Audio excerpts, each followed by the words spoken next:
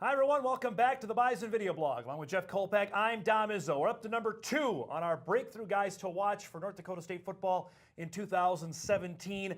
This guy easily could have been number 1, at least in my mind. He had a dynamite spring, including getting all over Twitter with a couple of his hits that he had on the Bison offensive line. Now defensive tackle after moving from the outside to the inside. From Germantown, Wisconsin, it's Karcz, Kolpak. This is a guy the Bison fans have been talking about for quite a bit since obviously what he did during spring football. KRCZ. It's not Cars, it's Karcz. Get used to that name. He only played 4 games last year because of an injury. Had 1 tackle, and again, so why, Dom and Jeff, do you think this guy is going to be a breakthrough player? It's all about the physical ability again and the agility. Here's a guy who's projecting, Kolpak. That's what you're doing. You're projecting. We're trying to be great projecting minds. But he started on the outside, so it shows you he has that speed and athleticism to really maybe speed rush from the outside. But his growth, he's what, 263, probably going to be up to 270 by... Look what he did to Tanner Volson there. Right there. Yeah. He just blew him up. Yeah. Tanner had a hard time getting up off the ground, and so that's 53 now. That number has done well in the past. He also pancaked Austin Coonert in a coach's tape that got a ton of traffic on social media. This guy, I thought, was the MVP of the Bison defense during spring football. And I know, Jeff, they don't tackle anymore, and they didn't even tackle during the spring game. But his size, his athleticism, his quickness, you were talking about it in our last segment with Derek Tuscan. When the Bison were dominant during that run of 5 titles, and I know we say it was so long ago, but they were able to rotate guys. Here's a guy that could spell maybe an Aaron Steidel or spell a Grant Morgan. If you have him next to Nate Tangway, or maybe even spell Tangway, holy cow.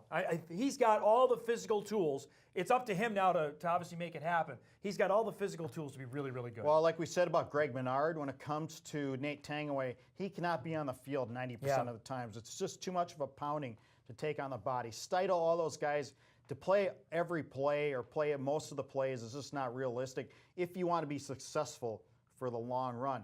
Now, before Jamar Cain left, the assistant coach left for California, now at Fresno State, he said, look out for this guy. Yeah. He came from so far back in his development and has learned the system so well. He goes, this guy is all put together, ready to make a difference. Another sophomore, Kolpak, another third-year sophomore. He redshirted in 15, played sparingly, as you mentioned. This class better make a difference because we're certainly pumping him up. We are pumping him up pretty good.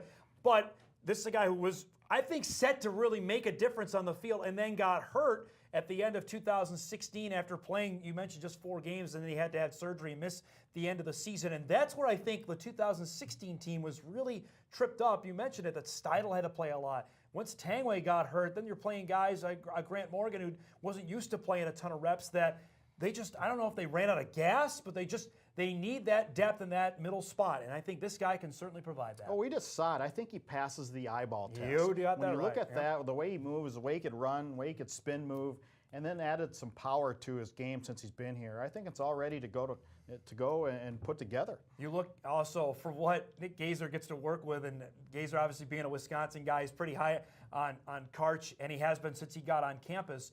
That if they have that disruption in the middle, and you get a healthy Tangway back, man, the Bison defensive line, I know we were talking about in our last segment with what you got on the outside, and you get DeLuca back in the linebacker spot, the Bison defense is a shot again to be very, very good in 2017. If all that works, if all that works and comes together, I think this defense has the potential to be the best ever.